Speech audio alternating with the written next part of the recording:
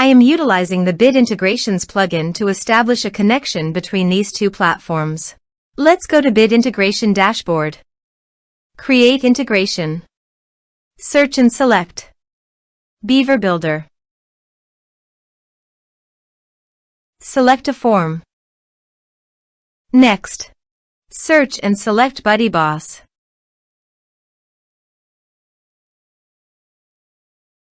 Connect. Next, choose an action. I am choosing to add the user to a group. Choose a group. Member will be added to the groups when you log in as your user and fill in the form. Here are some advanced features in conditional logic. You can use it for your requirement. Next, finish and save it. Go to the Beaver Builder page and fill in the form.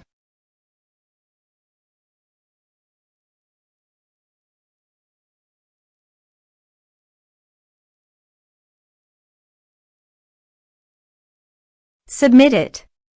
Form submitted successfully. Go to your BuddyBoss dashboard and navigate to Groups.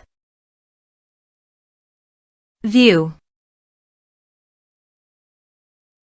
Under the group, you can see that the member has been added successfully to the group.